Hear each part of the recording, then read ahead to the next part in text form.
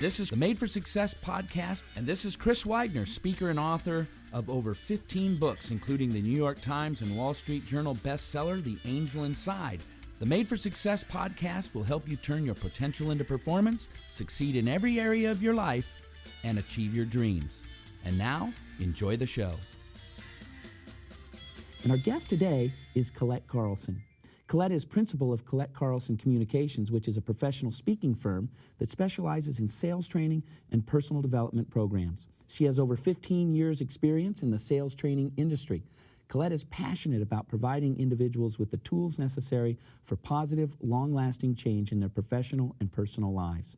Colette has an actions speak louder than words philosophy, which motivates audiences to make behavioral changes necessary to ensure their success. Colette is also a featured author along with Deepak Chopra, Mark Victor Hansen, and Mark Sanborn in a book called Conversations on Success, a content-rich collection of interviews capturing the insights, strategies, and inspirations of success-minded people.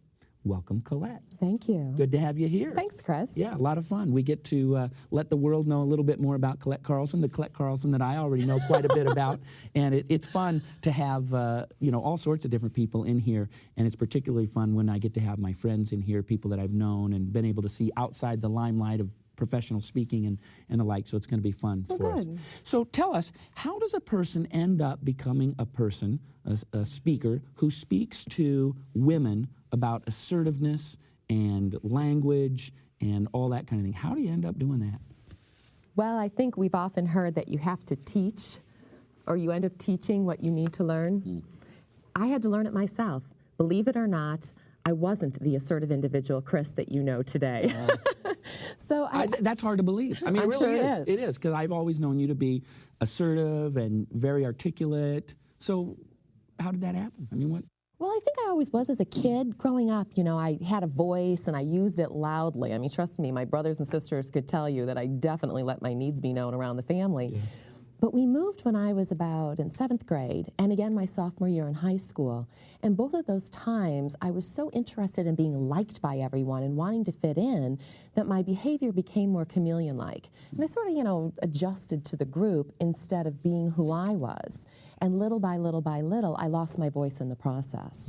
How does that happen? I mean, how does wanting to be liked, I mean, I would think that if you want to be liked, you talk more and you're more assertive, but is it the inverse of that? It's the reverse that you...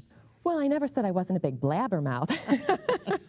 I just wasn't always clear, direct, and honest in what I was speaking about. So let me give you an example. You're with some new friends, it's 7th grade, and they're all into gymnastics. Right. Well, I grew up on the south side of Chicago, and I didn't even know what a cheerleader was. So all of a sudden, I'm on the bus in the burbs, first day of school, and they glance over to my sister and I and say, "So are you going to try out for cheerleading after school?" And I literally had to turn to my sister and say, "What's a cheerleader?" Wow.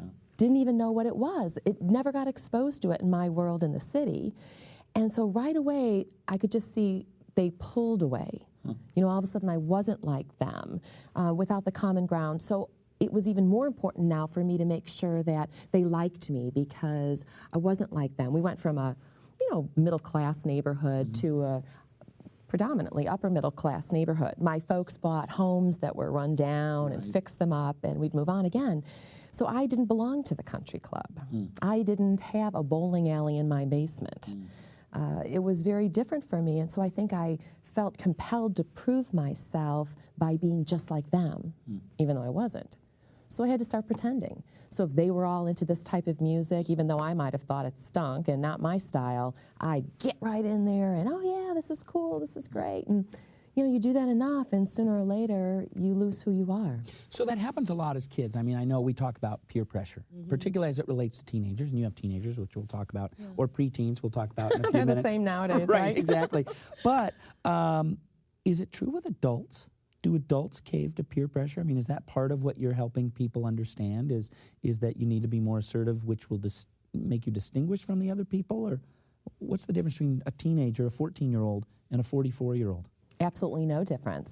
In fact, in my program, I teach women how to say no, and it always cracks me up that the same woman that will come up to me and say, well, I don't know if I can really say no to my colleague who wants me to, go in on the birthday gift for someone's cubicle down the hall.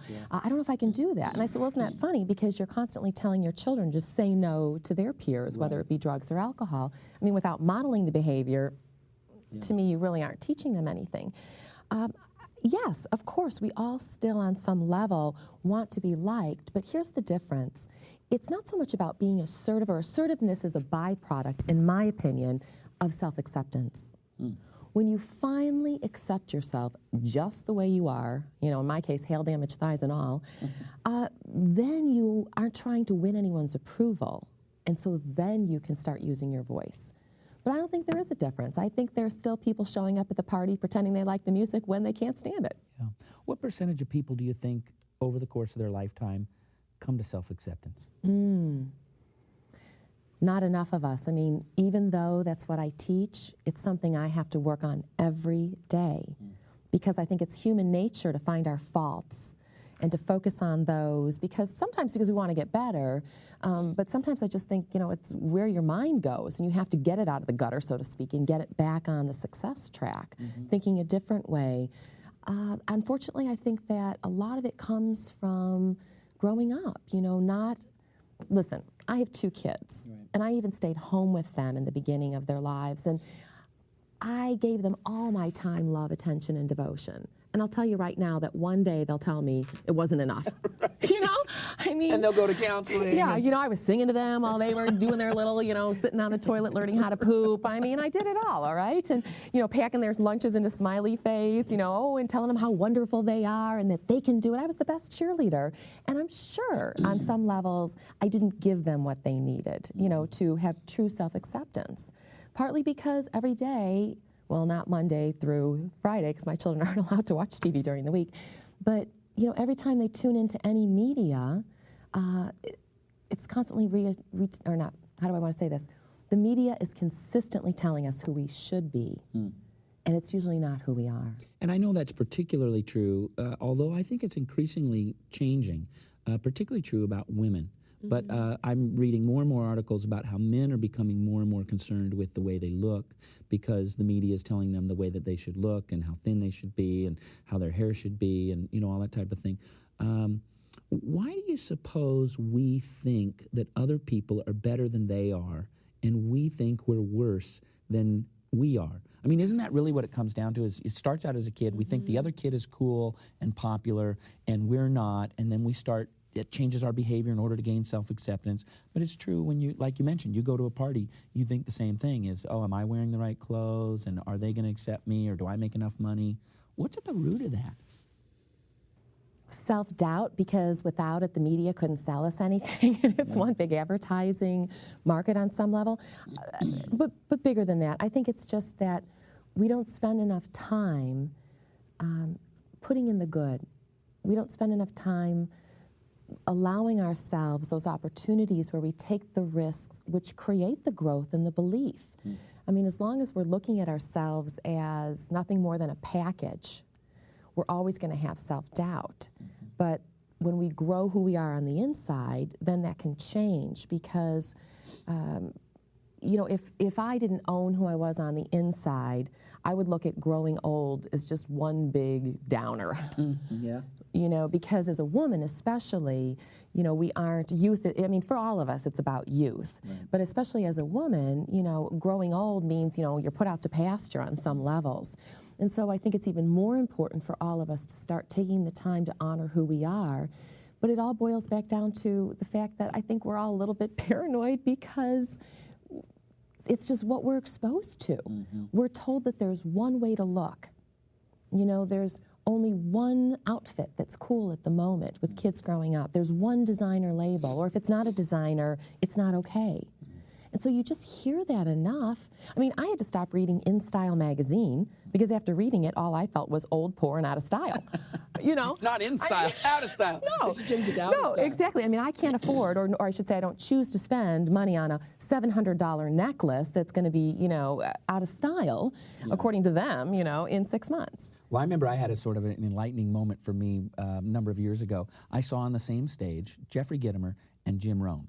Now, you can't get any more opposites in those two. And I remember watching Jeffrey and going, he is so funny and energetic, and he's got a little bit of that punchiness to him, and he plays with the crowd a little bit. Man, I wish I was funnier like him.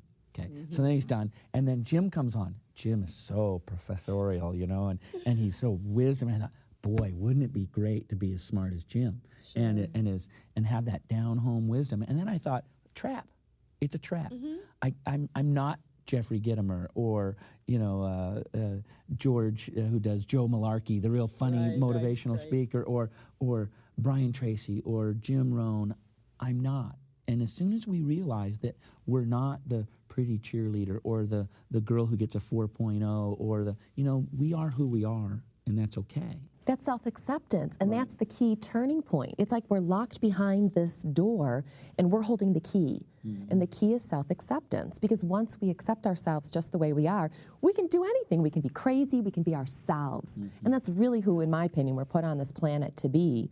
But unfortunately, we start out that way. We're so true to ourselves as children. And then little by little by little, we buy into our peers and what's cool at the moment, and we start selling ourselves out.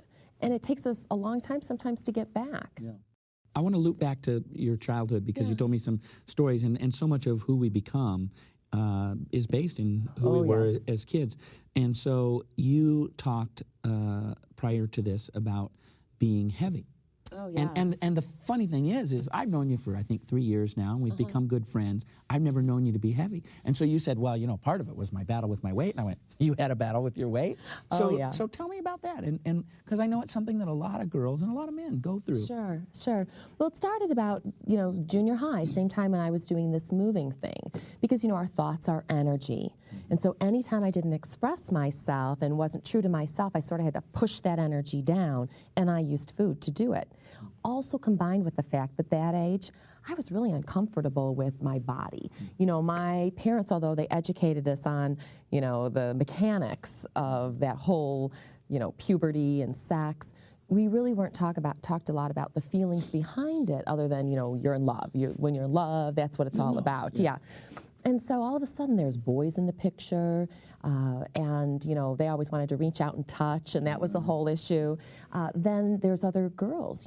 Girls by nature are set up to compete, which is a drag, because we're each other's best friends until boys enter the picture, and then all of a sudden, because we are taught that if we go after what we want, we're getting labels. So we have to stand back and wait for it to come to us. And so what that means is you're standing in a line with your girlfriend, sucking in your gut, waiting for someone to come over and choose you, which creates a level of competitiveness right there. Yeah, why do girls go after each other so much? If you put 3 girls and a boy, the girls turn on each other. If you put 3 boys and a girl, the boys will get a football game going, right? I know. Why is that? Is it because they're not sure of who they are themselves? I'll tell you what, I don't know. I think speaking for myself, when I was in that group of girls, I also wanted to start, maybe not the football game, but go have the chat. I didn't understand how girls sold each other out for guys. That wasn't who I was.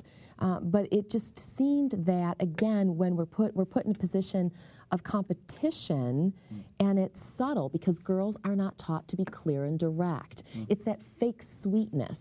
I just had a bunch of boys over at my house playing, because we have a lot of kids on the street in the cul-de-sac, and they're all screaming, and they're in the backyard. And there was a talent show tryouts at school. Some of the boys tried out in a band, some of the girls did their thing, there were some combined acts, and I heard one of the boys say to another boy in the band, "Man, your performance stunk." And the kid said back, "No, it didn't, man, I was better than you." And they're like, "No, yeah," and they just had and it was laughter, and they went off and played. Right. Now, if any one of those girls said to the other, anything but, "You did a great job today," "Oh, no, you were better than me." Which is what they do, right? I know. I mean, they can't even claim what they did. Until the one leaves, and then they go, you can't believe that. Right? Which is just horrible. But they learn that fake sweetness, unfortunately, from their mom. That's a huge piece of it. You're driving your cart down the grocery aisle, and you're with your children. "Oh, hi. Oh, yeah, we'll have to get together sometime. That would be lovely." To me, that just starts it. So to me, you have to, as a parent, you have to model the behavior you're looking for, which is to, I mean, you can say hi, you can be polite, but, you know, don't get into that whole, if you don't mean it. And so I've tried to raise my daughters with that, you know, to honor who they are. And yet I will say on some levels, they've had challenges with that. As my daughter says, you know, Mom, it's really hard to be true to who you are and still fit in. So it sounds like you're saying that women create a false authenticity, a false sense of relationship. They meet somebody who says, oh, we haven't gotten together for a long time, and they play that, oh, yeah, we should really get together, when really the real authenticity would be, I mean, obviously you're not going to say, yeah, and it's going to be a lot longer, right? But it would be, you know, we've been really busy, and, you know, being direct. I don't know exactly what you say. No excuses, even just saying, hi, it's good to see you, and moving on. And you know what, I don't think all women, I mean, I don't think all women. Sure, I know, we're making sweeping generalities. Exactly, and obviously. I mean, I have a group of girlfriends who are a blast, and they're all true to themselves and hardcore, but I think overall, when women aren't sweet and kind to each other, they end up getting talked about, and nobody wants to get talked about, so they play the game. It goes back to the fact that if we all were to stand in our truth and take the risk of not being liked by others, then we would have the respect and the life that we really want. But it starts early. We want to create friendships. We want to bond. We want to make sure that everyone's happy. So it starts early. You know, even I'll have girls come in and I'll say, "What do you want to drink?" You know, some of my children's friends, and they'll say, I don't know. Well, it's funny, they knew at age 5, they knew at age 7, they knew at age 9 what they wanted, but now that they're preteens, they don't know. And what that really means to me is that they know what they want. They're just afraid to ask for it, because is that what everybody else is gonna get? And, you know, do you have that? Am I asking for too much? Is that uncomfortable? Go, you know, a little bit too much, go with the flow versus just saying what they want. And so my whole thing in my house is, well, I don't know means no. So, you know, once you figure it out, let me know. I'll be happy to get it for you. Because you're going to learn to be assertive or else. Well, yeah, I mean, don't you appreciate that, though, when someone comes to your home and you say, what would you like to drink? And they have an answer versus you running down your beverage list. Right, I mean, exactly. you know, just speak your truth. I think that's what it all boils down to. So I was that little girl. I wanted to please everybody. I wanted everybody to like me. I wanted to be the best friend. I wanted to be the best, you know, guest that you had in your house. I was always making sure that everyone else's needs were taken care of. So here's the gifts of some of that. I can tell when someone needs butter at the table. Why? Because I'm subtle enough and aware enough through wanting to please people that I can see when someone's eyes are looking for something and they need it, and so I can go, here's the butter. So that, I don't use it for that anymore necessarily, but the gift of that is now you're sitting in a boardroom. You can read who's uncomfortable, who wants to say something, who needs something. So that wonderful gift that women have of intuition and knowing and a desire to help and nurture can actually be a benefit if they use it as such in the workplace. But as a kid, I didn't know how to do that, and so I was uncomfortable, and I protected myself from having to get out there and play in the real game by putting on weight. Because, you know, it was my big excuse. You know, well, nobody wants to date a fat chick. So then I didn't have to be vulnerable and deal with all of that. Well, nobody wants to hide, even though I loved to dance and I sang and played the piano, never would consider that as a career because no one's going to hire a fat girl. So it was my big fat excuse, and it kept me safe. Now, there's going to be some people that are going to say, what's wrong with being fat? Well, it goes back to self-acceptance. If you accept yourself, well, and let me rephrase that. I didn't lose the weight until I gained self-acceptance. It was only when I decided to love myself, not narcissistically or, you know, like, no, but, you know, when I decided to really appreciate who I was, just the way I was, that all of a sudden my perspective shifted and I didn't need to put a bunch of food down. I slowly started to risk and find my voice, because if I accepted myself, I accepted the consequences of my actions, and therefore I could start speaking my truth, which then I was letting that energy out so I didn't have to stuff it. Also, when you come from a place of really, you know, loving yourself, you're not interested in, you know, eating 3 bags of Cheetos. You know, you choose good choices lead to more good choices. So it became only through self-acceptance that I was actually able to make the positive changes and take off the weight, not the reverse. And of course, there is the balance where you swing from this side, where you're getting to a healthy, and we're just saying losing weight as a generality, coming into a more healthy level of weight for a particular body style. Some people are going to be most comfortable at 110, most others at 140, Sure, based on body size and things like that. whether it's Halloween or not. Yeah, exactly, and or the holidays. And then, but then you can go swing too far, and you get that sweet spot of self-acceptance. But if you start moving too skinny, then it's all about not accepting yourself anymore and having to be thinner because that's what society says. So it's not just too much weight. Correct. It's too little weight, which is why we have all the things like bulimia and anorexia and things like that. I mean, that's a portion of that is they're not sensing that psychological part of them that doesn't sense that they're okay. And so it goes to the other side. It's not gaining too much weight. It's taking too much weight off. Right, and my message is not one of people need to lose weight. Exactly. My message is, and I knew that was. I wanted you to clarify accept that. yourself just the way you are, because then life is easy and fun and wonderful, and you can create the greatness you've always dreamed of. Yeah. You know, and I was also blessed. I think part of the why I kept going through it all too is, you know, my family. My dad was a prisoner of war. He got captured in the Battle of the Bulge, same war I've been fighting my whole life, and literally was sent to a German hospital at the time, made good friends. They were going to cut off his feet because they were so frostbite. And he made friends with the little boy whose mother was a nurse. Just, they couldn't speak the same language, but this little boy wanted to learn some English, and my dad started to teach him. And one night, the night before they were going to cut off his feet, the little boy brought my father a bottle of schnapps. And my dad drank the entire bottle and got liquored up enough to work his feet and deal with the pain of that, sort of numb the pain, enough to get circulation back in it. So the next day when the doctors came in, they said, well, we're seeing some signs of improvement, so we'll give it a couple more days. And the fact that my father then was liberated not long after that and went on to play professional football for the Detroit Lions and Philadelphia Eagles, I never knew that. He needed his feet to do that, you know. But my dad always had this can-do attitude, and, you know, we weren't allowed too many pity parties in our house because how do you compare maybe not getting an A on the spelling bee or maybe something more drastic to the fact that, you know, he was in a hut, you know, where he shook out his blanket every day to get the lice off and literally got down to 130 pounds, and when he was playing ball, he was 250. So, I mean, you couldn't compare anything to that. And so it was sort of like, okay, yeah, that's the card you're dealt, you know, play your hand and get over it. And so I think that that's sort of why I came out the other end through it all, is just a lot of that. And my mom always had a love of learning. We always had to learn. You know, what are you learning? In fact, even during the commercials, we had to jump and be productive and do something, which I don't encourage. But, you know, but it helped me always want to challenge myself and grow.